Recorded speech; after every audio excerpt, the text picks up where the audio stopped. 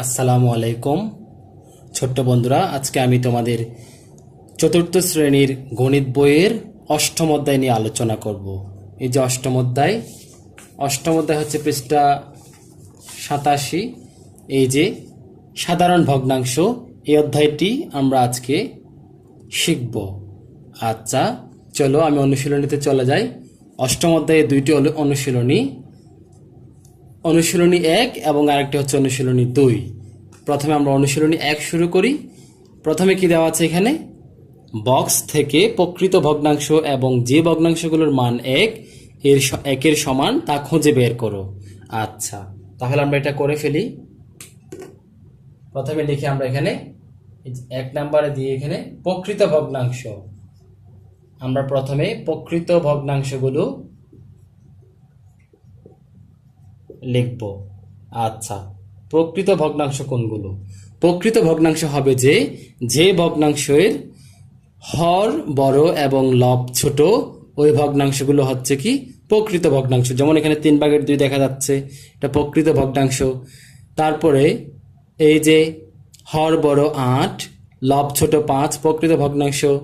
এই যে হর বড় 9, 3 ছোট, তাহলে এটা প্রকৃত ভগ্নাংশ। তাহলে আমরা এরকম প্রকৃত ভগ্নাংশগুলো আলাদা করি। তাহলে কি কি পাবো আমরা? এদিক থেকে লিখি 3/2, তারপর 8/5, কমা, আর কি পাচ্ছি 9/3, তারপর 48/42, তারপর 25/2, 25/2। এই যে এগুলা হচ্ছে, আর আছে না? আর নাই। তাহলে এগুলা হচ্ছে প্রকৃত ভগ্নাংশ। কেন? কারণ হর হচ্ছে বড় এবং লব ছোট। হর বড় লব ছোট হলে আমরা কি করব? প্রকৃত ভগ্নাংশ বলবো। এখন যদি প্রশ্ন করা হয় হর কোনটা লব কোনটা, তাহলে দেখে নাও, এখানে এটা হচ্ছে উপরের ভগ্নাংশের উপরে, এটা হচ্ছে লব, নিচের এটা হচ্ছে হর। হর যদি বড় হয়, লব যদি ছোট হয়, তাহলে আমরা এটা ওই ভগ্নাংশকে বলবো প্রকৃত ভগ্নাংশ। তারপর আসো দেখি 1 এর সমান ভগ্নাংশগুলো হলো। আচ্ছা, 1 এর সমান ভগ্নাংশ হবে যে ভগ্নাংশের হর এবং লব যদি একই হয়, তাহলে ওই ভগ্নাংশটি 1 এর সমান হবে। এখানে আমরা হর এবং লব একই আছে এরকম ভগ্নাংশগুলো বের করি। দেখি 4 4, হর 4, লব 4, তাহলে এটা হচ্ছে 1 এর সমান। তারপরে 76 76, হর এবং লব একই, তাহলে এটাও হচ্ছে 1 এর সমান ভগ্নাংশ। তাহলে আমরা 1 এর সমান ভগ্নাংশ পাচ্ছি কোনটা কোনটা? 4 এবং 4, এবং 1 এবং 1, এবং 76 76। তারপর 3 3, এগুলা হচ্ছে 1 এর সমান ভগ্নাংশ। তাহলে এটা লেখার দরকার নেই আশা করি। তাহলে এটা বুঝতে পেরেছো 1 এবং 2 প্রকৃত ভগ্নাংশ এবং এই যে 1 এর সমান ভগ্নাংশ। আরও একটা কথা, যদি অপকৃত ভগ্নাংশ বের করতে বলে কিভাবে করব আমরা? অপকৃত ভগ্নাংশ হচ্ছে হর যদি ছোট হয়, লব যদি বড় হয়, তাহলে আমরা বলবো কি অপকৃত ভগ্নাংশ। যেমন এখানে 12/13 যদি বলে, এটা কোন ধরনের ভগ্নাংশ? এখানে লবটা হচ্ছে বড়, হর ছোট,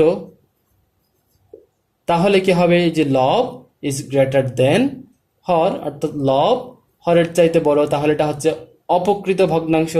এটা হচ্ছে কি অপকৃত ভগ্নাংশ। তাহলে আমরা এই যে 1 এবং 2 শিখলাম। এবার পরেরটা দেখো 2, গাণিতিক প্রতীক ব্যবহার করে নিচের ভগ্নাংশগুলোকে ছোট থেকে বড় ক্রমে সাজাও। তাহলে কেমনে সাজাবো আমরা? এখানে আমরা একটা বিষয় খেয়াল করি, দেখা যাচ্ছে 7 7 7 7, অর্থাৎ হরগুলো একই। আবার 2 এর ক্ষেত্রে লব 4 লব 4 4 4, এই সবগুলা ভগ্নাংশের লব হচ্ছে একই। আবার 3 এর ক্ষেত্রেও সবগুলা ভগ্নাংশের লব একই। তাহলে আমরা একটা সম্পর্ক দেখতে পেলাম, যে কিছু ভগ্নাংশ, যে প্রথমটার ক্ষেত্রে হর একই, দ্বিতীয়টাতে লব একই, তৃতীয়টাতেও লব একই। তাহলে আমরা কিভাবে ছোট থেকে বড় ক্রমে সাজাবো? আচ্ছা, তাহলে আমরা এখন একটা নতুন বিষয় শিখব। নতুন বিষয়টা হচ্ছে কোনো ভগ্নাংশের হর যদি একই হয়, হর যদি কি হয়, একই হয়, এই কথাটি এখানে তোমাদের একটু আগে যদি যাই আমরা, এই যে 89 পৃষ্ঠায় গেলে দেখো, যদি ভগ্নাংশের হরগুলো একই থাকে তাহলে যদি ভগ্নাংশের হরগুলো একই থাকে তবে যে ভগ্নাংশের লব বড় সে ভগ্নাংশটির মান বড়। আচ্ছা, তাহলে আমরা এখানে হরগুলো একই দেওয়া আছে, হর এই যে একই দেওয়া আছে 7 7 7 7, তাহলে যে ভগ্নাংশের লব বড় সে ভগ্নাংশটি বড় হবে। তাহলে এখানে 7/6 সবচাইতে বড়, তারপর হচ্ছে 7/6 চাইতে একটা বড় আছে, 7/7 একটা আছে, তাহলে 7/7 সবার বড়। আমরা ডান পাশ থেকে লিখে আসলে 7/7 এটা সবার বড়। তারপর হচ্ছে কি 7/6, তারপর যে 7/6 তার একটু ছোট, তারপর 7/3, তারপর 7/3, তারপর 7/2, এই যে 7/2।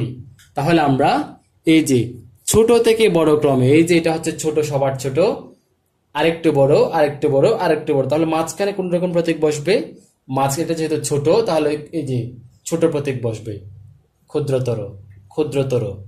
তাহলে আমরা তোমরা আশা করি বুঝতে পেরেছো। আচ্ছা, এরপরটা দেখো, লব সমান। এবার লবেরটা দেখো দেখি, ভগ্নাংশের লবগুলো যদি একই থাকে তবে যে ভগ্নাংশের হর ছোট সে ভগ্নাংশটি বড়। আচ্ছা, লব তো একই আমরা দেখতে পাচ্ছি, এখন যে ভগ্নাংশের হর ছোট সে ভগ্নাংশটি বড় হবে। তাহলে সবচেয়ে ছোট হর কোনটা? 5, এই যে 5/4, তাহলে 5/4 সবার বড়। তারপর একটু ছোট কোনটা?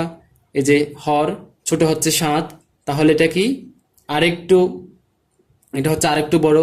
তারপরে কোনটা? তারপর 9/4, তারপর 11/4, তাহলে 11/4টাই হচ্ছে সবচাইতে ছোট। তাহলে এটা যদি লিখি আমরা, প্রথমে হবে 11/4 সবার ছোট, ছোট চিহ্ন দিলাম। তারপর কত? 9/4, 9/4 ছোট চিহ্ন দিলাম। তারপর 7/4 ছোট চিহ্ন দিলাম। তারপর হচ্ছে 5/4। আশা করি বুঝতে পেরেছো। এগুলো কোন নিয়মে করলাম? ওই যে দুইটা লাইন লেখা আছে এখানে শুরুতে, যদি ভগ্নাংশের যে এখানে যে লাইন দুটো দেখা যাচ্ছে এই লাইন দুটো অনুসারে করলাম। এই দুটো তোমরা এই লাইন দুটা মুখস্থ করে ফেলবা। আচ্ছা, তারপর আমরা 3-এ চলে যাই। 3-এ বলছে কি, খালি ঘরের সংখ্যাগুলো নির্ণয় করো। আচ্ছা, এটা হচ্ছে অনেক ইম্পর্টেন্ট একটা বিষয়, এটা তোমাদের একটু মনোযোগী হইতে হবে, আরো বেশি মনোযোগী হইতে হবে।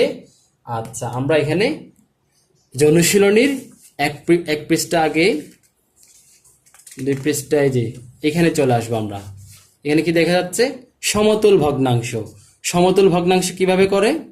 আমরা একটা ভগ্নাংশ লিখলাম, মনে করো 3/2 লিখলাম।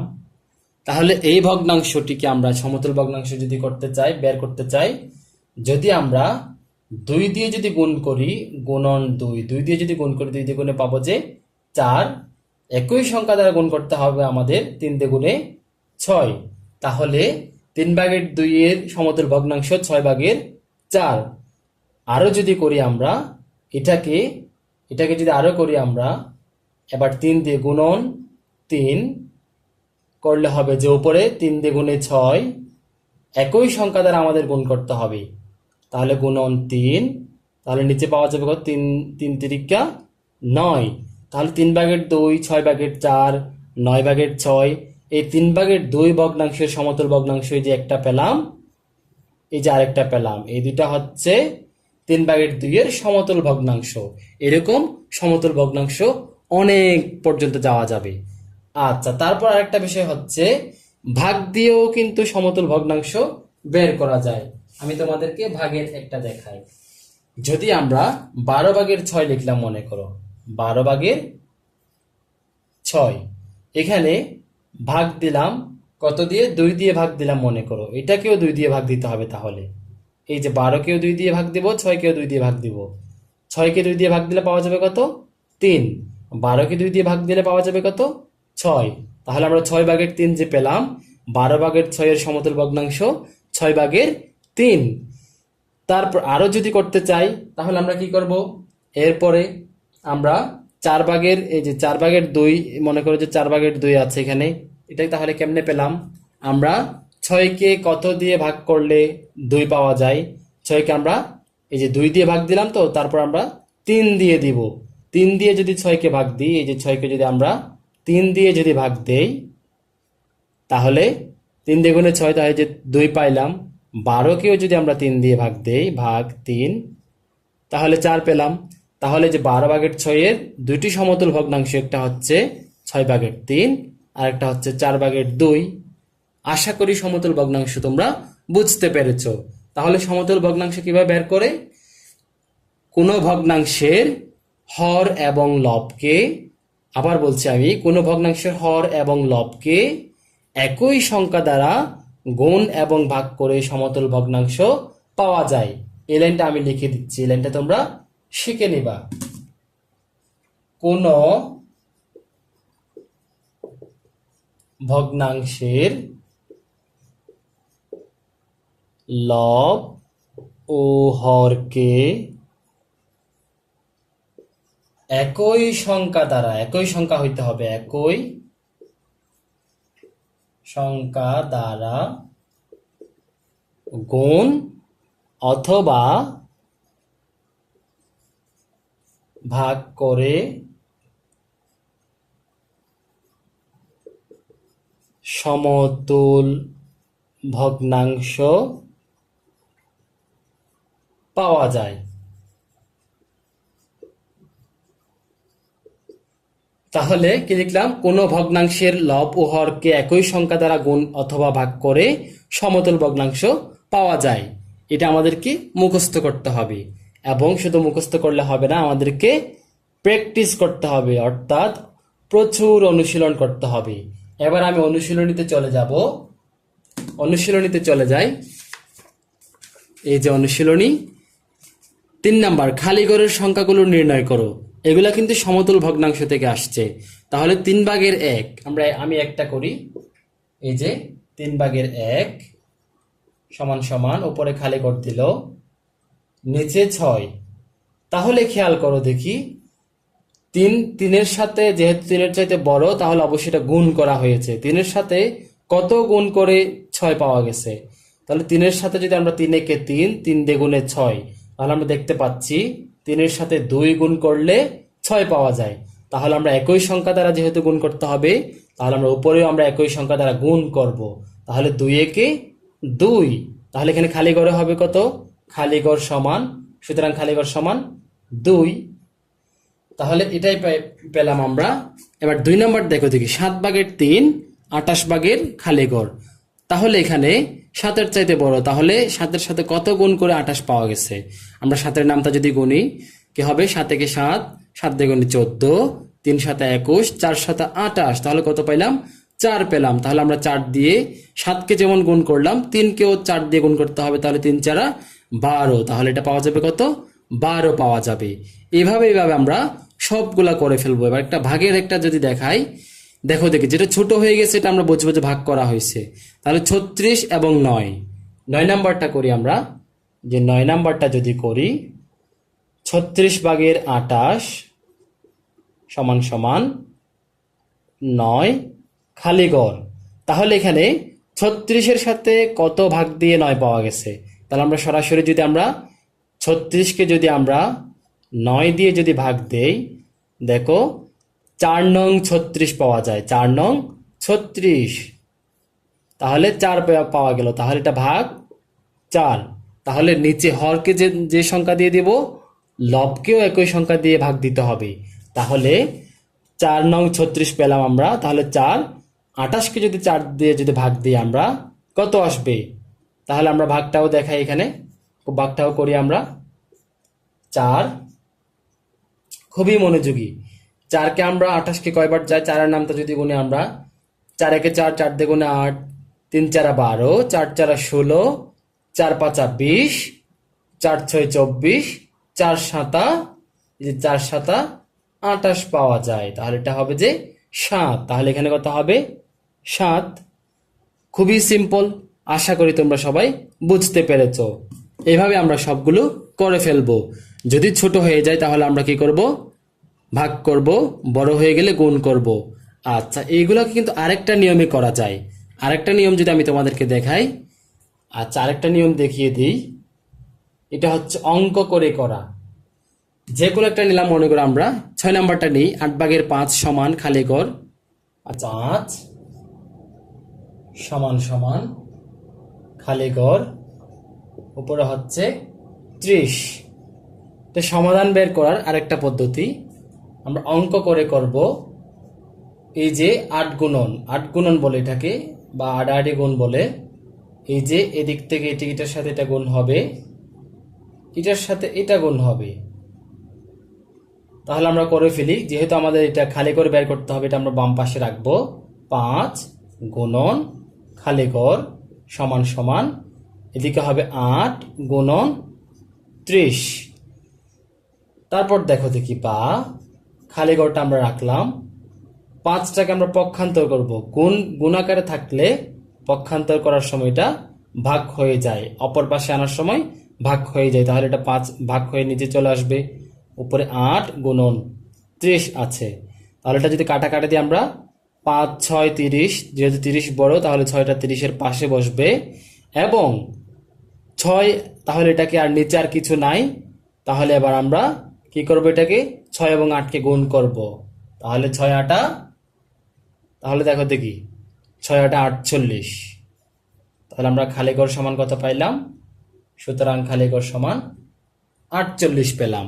তাহলে এটাই হচ্ছে যে কি অন্য একটা পদ্ধতি। তোমরা চাইলে এটাও এই নিয়মে করতে পারো, তবে এই নিয়মটা আমরা জাস্ট উত্তরটা সঠিক কিনা এটা বের করার জন্য আমরা এই নিয়মটা দেখব। তবে সহজ পদ্ধতি হচ্ছে, এই নিয়মে করলে কিন্তু ভুল হওয়ার সম্ভাবনা কম। তবে ওই যে সমতুল ভগ্নাংশের যে নিয়মটা, ওইটা করে আমরা এই অঙ্কগুলা মনে মনে ওই যে ধরে কাজ করে ফেলবো আমরা। আচ্ছা, তারপর নিচের ভগ্নাংশগুলোকে লঘিষ্ঠ ভগ্নাংশে রূপান্তর করো। এখন কথা হচ্ছে লঘিষ্ঠ ভগ্নাংশে কিভাবে নিয়ে যায়, রূপান্তর কিভাবে করে। আচ্ছা, তাহলে এটাকে আমরা সহজভাবে বুঝবো। এখন প্রথমটা লিখি আমি, 1 নাম্বারটা 12/6 লঘিষ্ঠ আকারে রূপান্তর, লঘিষ্ঠ ভগ্নাংশে রূপান্তর করতে হলে আমাদের করতে হবে কি, হর এবং লবকে একই সংখ্যা দ্বারা গুণ বা ভাগ করতে হবে, একই সংখ্যা দ্বারা ভাগ করতে হবে। অর্থাৎ একই সংখ্যা আমরা যদি হরকে যে সংখ্যা দিয়ে কাটবো, লবকেও কিন্তু একই সংখ্যা দিয়ে কাটতে হবে। কাটা মানে ভাগ দিতে হবে। আচ্ছা, তাহলে আমি যেমন 6কে যদি আমি, এবং আমাদেরকে প্রথমে চিন্তা করতে হবে যে সংখ্যাটি দিয়ে আমরা দিব, ভাগ দিব, ওই সংখ্যাটি দিয়ে লবকে এবং হরকে একই সাথে যাচ্ছে কিনা। যেমন আমি যদি 3 ধরি, তাহলে 3 দিয়ে 6কে ভাগ করলে কত হবে? 2 হয়। তাহলে 3 দিয়ে গুণে 6, তাহলে আমরা 3টা লিখবো না, আমরা 2টা লিখবো।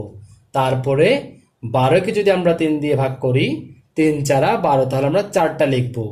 এবার দেখা যাচ্ছে এটা আরো একবার যাচ্ছে, তাহলে 4 এবং 2 দিয়ে যাচ্ছে, এই যে 2 একে 2, তারপরে 2 দিয়ে গুণে 4, তাহলে এটার লঘিষ্ঠ ভগ্নাংশ করে আমরা পেলাম কত? 2 1। হরকে যত ছোট করা যাবে আমরা মানে যতক্ষণ পর্যন্ত ছোট করা যাবে তত ছোট আমরা করব। তাহলে লঘিষ্ঠ ভগ্নাংশে নিয়ে গিয়ে আমরা পেলাম কত? 2/1। আমরা আরেকটা করে দেখি, 9 নাম্বারটা করি। 9 নাম্বারটা যদি করি, 9 নাম্বারটা কত? 30/18। 30/18। তাহলে আমরা যেহেতু জোড় সংখ্যা দেখা যাচ্ছে, আমরা তাহলে প্রথমে 2 দিয়ে করি। আচ্ছা, এটা মুছে দিই, যদি এটা ডিস্টার্ব করতে পারে আমাদের। আচ্ছা, 2 দিয়ে ভাগ করি আমরা। তাহলে 2 দিয়ে যদি 18কে কাটি, ভাগ করি, তাহলে পাওয়া যাবে 9। 30কে কাটলে পাওয়া যাবে 15 দিয়ে গুণে 30, তাহলে আমরা 15 লিখবো। এটা তোমরা হিসেব করে বের করতে পারো, আমি তাড়াতাড়ি করার জন্য করে ফেললাম। তারপর যেহেতু 9 15, তাহলে এমন একটা সংখ্যা বের করে দেখি যেটা দিয়ে 9 এবং 15কে একসাথে ভাগ যায়। আমরা 3 ধরলাম, 3 দিয়ে যদি আমরা 9কে কাটি পাওয়া যাবে 3, 3 তিরিকে 9, যেহেতু 15কে কাটলে পাওয়া যাবে 3 5 15, তাহলে আমরা দিব কত? 5। সমান সমান পেলাম কত আমরা? 5/3। তাহলে এটাই হচ্ছে লঘিষ্ঠ রূপ। এইভাবে আমরা এখানে প্রতিটা অঙ্ক করে ফেলতে পারবো, যেটাই বলো না কেন। আমরা 25/20 এভাবে করে ফেলবো। আমরা 5 দিয়ে কাটবো, 5 5 25, 4 5 20, 5 ভাগের 4 পাবো, 36 ভাগের 32, এটাও এইভাবে করে ফেলবো। 49 ভাগের 28, এটা একটু করি আমি, এটাও করা যাবে। তাহলে আমি যত বেশি করে দিব তত বেশি তোমাদের ক্লিয়ার হবে। তাহলে আমি 49 ভাগের 28। আচ্ছা, প্রথমে আমাদের চিন্তা করতে হবে কোন সংখ্যা দিয়ে এই দুইটা সংখ্যাকে ভাগ যায়। যদি আমরা চিন্তা করি 7 দিয়ে যায় কিনা দেখি, তাহলে 7 দিয়ে যদি আমরা 28কে ভাগ করি, তোমরা চাইলে ভাগও করে দেখতে পারো। 4 7 28, তাহলে 7কে কয়বার যায়? 4 বার যাচ্ছে। 7কে এটা দিয়ে যাচ্ছে? অবশ্যই যাচ্ছে। 7 7 49, তাহলে আমরা 7 দিয়ে কাটি। 4 7 28 পাবো, 4 লিখলাম। 7 7 49, তাহলে এটা কত? 7 ভাগের 4। খুবই সিম্পল। তাহলে দেখো দেখি কত সহজে আমরা অঙ্কগুলো করে ফেললাম। তাহলে এই গেল আমাদের অষ্টম অধ্যায়ের অনুশীলনী 1। তাহলে আমরা আজকে সবগুলো করে ফেললাম। আশা করি তোমাদের এখানে আর কোনো সমস্যা নেই। পরের অংশে আমি অনুশীলনী 2 দেখাবো, অষ্টম অধ্যায়ের অনুশীলনী 2 দেখাবো। তাহলে বন্ধুরা ভালো থেকো, এবং পরের সব ভিডিও তোমরা পেতে আমার চ্যানেলটি সাবস্ক্রাইব করে রাখবা, এবং তোমাদের যে কোনো মতামত, পরামর্শ বা প্রশ্ন থাকলে তোমরা কমেন্ট বক্সে জানাতে পারো। ভালো থেকো, আল্লাহ হাফেজ।